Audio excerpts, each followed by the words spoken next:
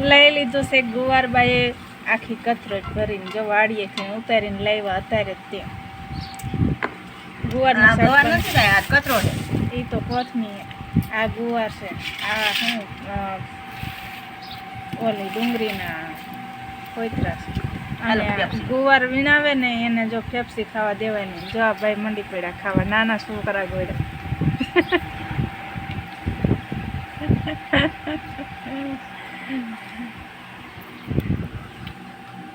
ચાલો મિત્રો ગવાર વીણી નાખી ગવારનું શાક બનાવવાનું છે મસ્ત મસ્ત ભરીને ગવાનું શાક બનાવવાનું ભરીને કોઈ દી ન હોય આ બાજુના મરચાંને કટિંગ કરી નાખ્યું છે ચટણી બનાવવા માટે મરચાં લેવાય તો હાલો હા મરચાં લેવાવાળા મરચાં લેતા જ હોય ને આ બાજુ ડુંગળી સુધારી નાખી છે આ બાજુ ઘૂઘરા વણી નાખ્યા છે આ બાજુમાં બા છે આ બાજુ મારા બા છે ફેફસી ખાય ને મારે ખાવી છે ગવાર વીણી લીધો છે ડીટિયા કાઢી નાખ્યા છે ને આટલો ગવાર વધ્યો છે ને આટલો બધો બીટી લીધો છે વઘારવાનો છે મસ્ત મસ્ત ગુવારનું શાક બનશે આ અડધા ગવારનું શાક બનાવવાનું છે આજે આખા ગવારનું કાયમ બનાવી પણ આજે અડધા ગવારનું શાક બનાવવાનું છે કટકાનું બન્યા રહેજો વ્લોગમાં ફાઇનલી તેલ મૂકી દીધું છે બાઈએ કુકરમાં જોઈ શકો છો મિત્રો તેલ મૂકી દીધું છે કુકરમાં આ બાજુ લઈ લીધો છે ગુવાર આજે શું કહેવાય કટકા ગુવાર શાક બનાવવાનું છે આખો ગુવારનું શાક નથી બનાવવાનું જોઈ શકો છો મિત્રો ગુવારને મસ્ત મસ્ત નવડાવી રહ્યા છે ઘરની વાડીનો ગુવાર બહુ મીઠો લાગે ઘરની વાડીનો ગુવાર છે ઘરની વાડીની કેરી ખાઓ ગવાર ખાઓ તો બહુ મીઠી લાગે હા સવાદીલું હોય સાચી વાત છે દવા વગરની દવા વગરની મસ્ત મસ્ત તેલ આવી રહ્યું છે અને બહાર એ ગવારને નવડાવી રહ્યા છે પણ ખબર નહીં ક્યાં લગી બચારાને નવડાવશે તેલ લાવતા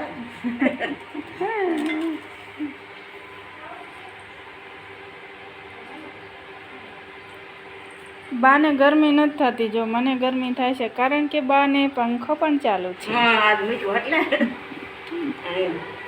ચટણી કરવાની હતી ગુંદાનું શાક કરવાનું હતું ગવાનું શાક કરવાનું પાછું હમણાં રોટલીનો લોટ બાંધવાનો શાક સડતાળી ગાયના રહેવાનું ગરમીમાં હું તો શેકાઈ જાઉં એવું હોય તો પતરાવાળા ઘર છે નળિયાના ઠેકાણાનો છે. નળિયામાં ઠેકાણું નથી આવી ગયું તેલ જોઈ જવો તો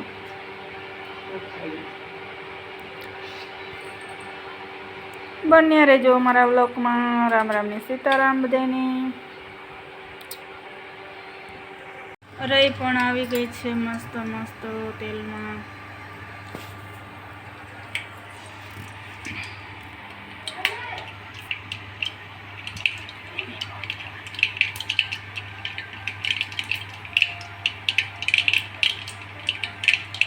મસ્ત મસ્ત તેલમાં રહી આવી ગઈ છે ફૂટી ગઈ છે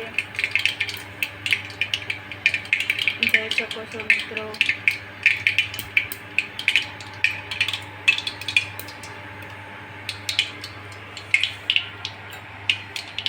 આ બાજુ હિંગ બા નાખી રહ્યા છે હિંગ પણ આવી ગઈ છે મસ્ત મસ્ત જીરું ના નાખ્યું જીરું પણ નાખી દીધું છે ભાઈ અને બા ગુવાર વઘારી નાખવાનું મસ્ત મસ્ત ગુવારનું શાક વઘારી રહ્યા છે બા આંગળા ચાટતા રહી જાવ એવું ગુવારનું શાક બની જશે અમારે તો નથી રાખવાનું પૂરું મોડું કરવાનું હા તડકાનું શાક ભાવે નહીં થોડુંક કરવાનું પણ સારું કરવાનું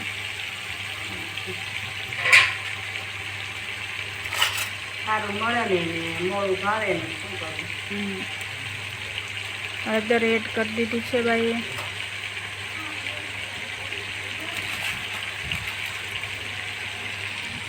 મીઠું પણ એડ કરી દીધું છે ગવારના શાકમાં સાદું મીઠું જોઈએ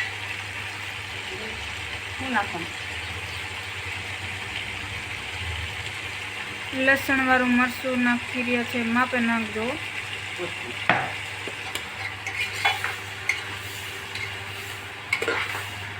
દેવાની છે હાથી ને કાઢી દીધી.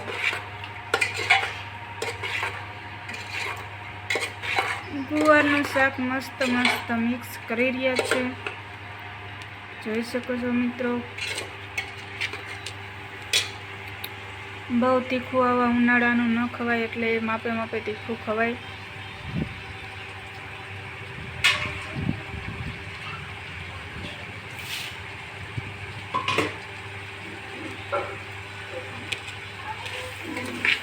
જોઈ શકો છો મિત્રો, મસ્ત મસ્ત ગુવારનું શાક થઈ ગયું છે. અને ચડવા માટે પાણી નાખી દીધું છે. મસ્ત મસ્ત શાક બની રહ્યું છે. તમે પણ આ રીતના બનાવતા હોય તો કહેજો. અમે તો સાદા સાદા મસાલા નાખીએ છીએ અને ગરમ મસાલા વગરના શાક, સાદું સાદું દેશી ગામડાનું શાક બનાવીએ છીએ ભાઈ. પણ તમને પણ દેશી ભાવતું હોય તો લાઈક કોમેન્ટ કરજો, હેલ્પ કરજો. નવા હોય તો સબસ્ક્રાઈબ કરજો. જોતા રહેજો અમારા વિડીયો. કુકર નાખી દીધું છે, હવે સડી જાય એટલે શાક બની ગયા છે. બન્યા રહેજો અમારા વ્લોગમાં. ઘઉંનો લોટ મસ્ત મસ્ત બાંધી રહ્યા છે અને આ બાજુ ગુવારનું શાક ચડી રહ્યું છે. હમણાં સીટી પડશે.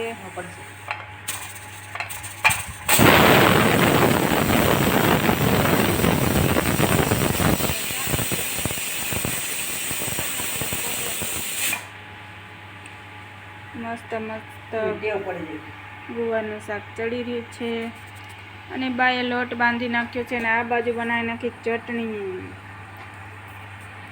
ભજીયામાં ખાઈ એવી, પણ ભેળમાં ખાઈ એવી મસ્ત ચટણી બનાવી દીધી છે બાએ.